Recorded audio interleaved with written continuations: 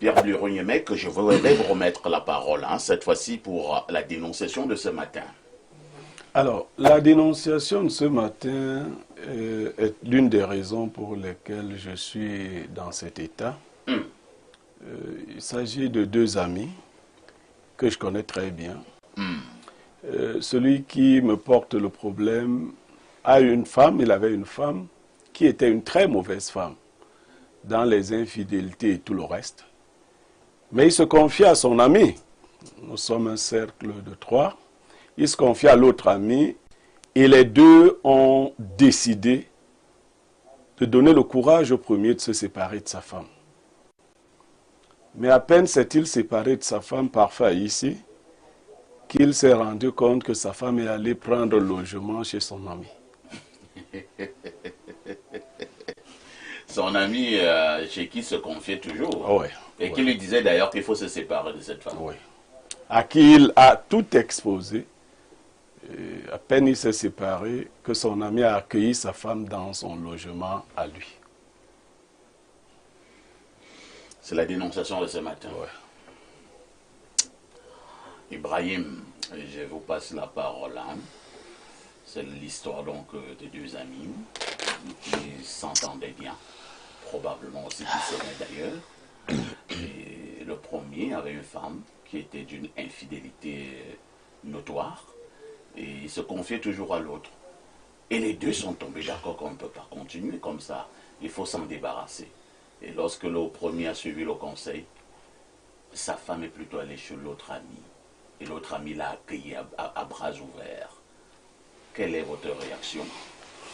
Alors, parfait, c'est encore cette histoire d'amitié entre deux personnes, de relation entre deux personnes. Ça fait toujours mal d'entendre ce genre de choses. À un moment, on se demande mais qui sont réellement nos amis, c'est même finalement quoi l'amitié, etc.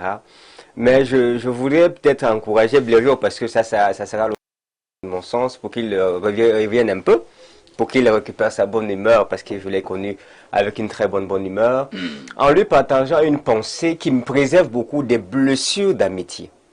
Voyez-vous, il y a un texte qui dit « Armez-vous de la pensée de souffrir ». Et le grand Blériot connaît très bien ce texte sacré. C'est-à-dire qu'on ne dit pas que tu vas souffrir dans une relation, mais tu dois t'armer de la pensée que ça peut arriver. C'est un peu ça le principe du vaccin. Le principe du vaccin, c'est qu'on prend un bébé à qui on va donner une petite dose de la maladie, une toute petite, c'est-à-dire le poison. On lui met ça dans le corps, une toute petite, pour que son corps développe les anticorps, afin qu'il puisse tenir contre ce genre d'attaque-là. Et donc, moi, je suis souvent armé de la pensée qu'une personne peut me blesser. Que malgré la bonne relation que j'ai avec quelqu'un, elle peut me trahir un jour.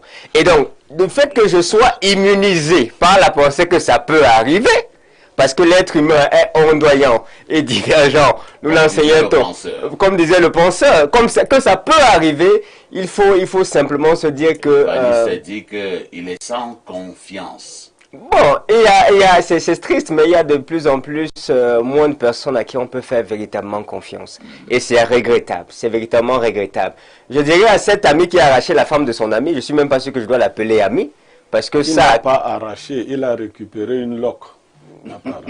Récupérer une loque. C'est un menteur. S'il estimait et convainquait son ami que cette loque était mauvaise, méchante, mauvaise, pourquoi est-il récupère ce qui est mauvais, méchant, infidèle, etc. Merci Ibrahim.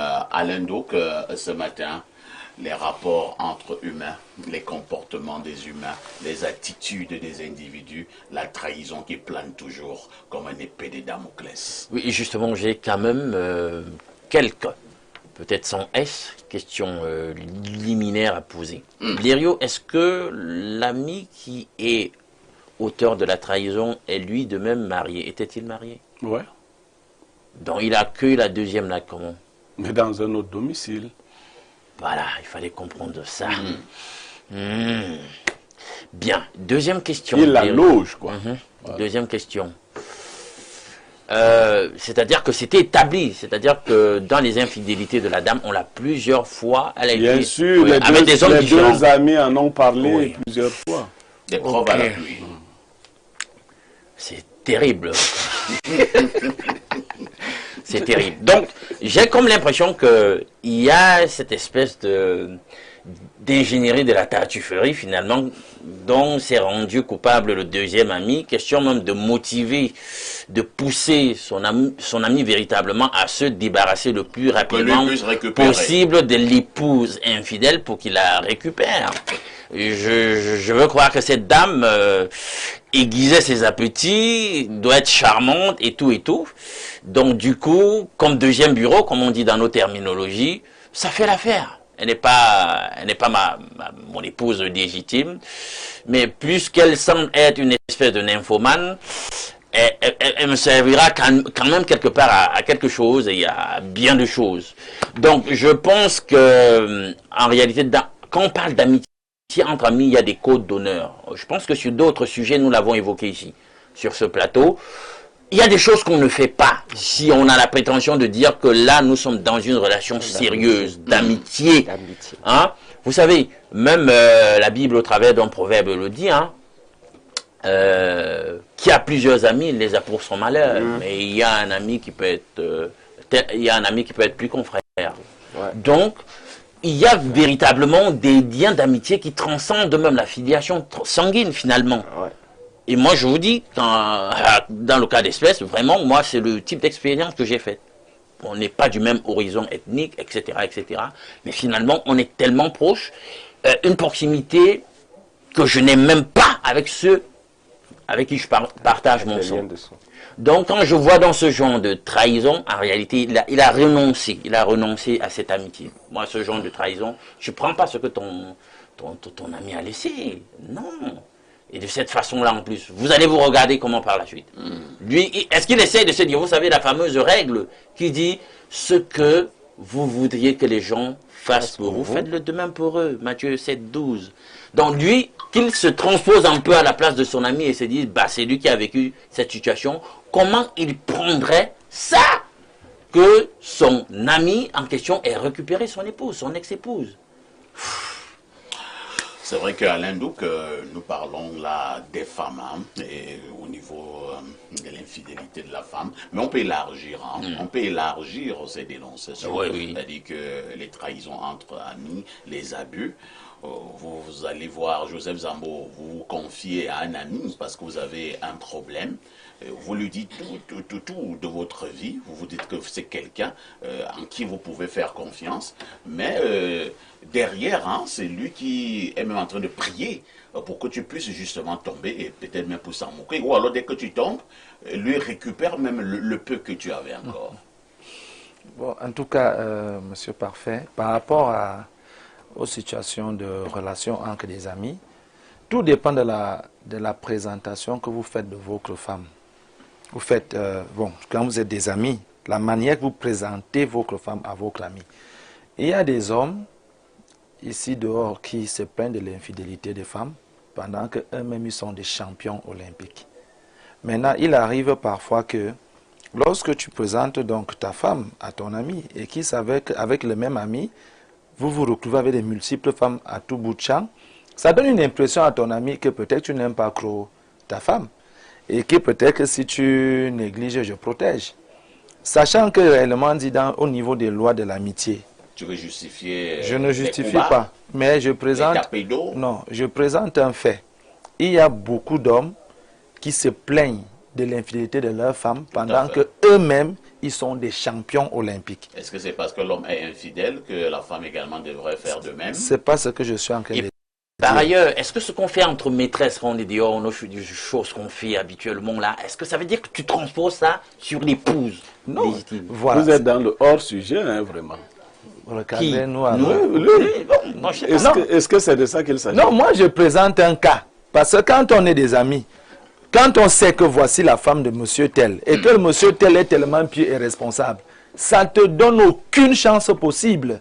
Mais certains amis trouvent souvent la gentillesse d'attaquer les femmes de leurs amis lorsque leurs amis ne présentent pas de comportements qui sécurisent ces dernières. Mais pour la loi de l'amitié, comme moi j'ai déjà dit sur ce plateau, même si ton ami guette ou a des intentions de regarder une femme, toi en tant que son ami, tu ne devrais plus regarder. Parce qu'en réalité, tu dois protéger aussi même les envies et la volonté de ton ami. Donc ça, c'est ce que moi je peux dire sur ce sujet. Et je répète encore, il faut qu'on réfléchisse bien.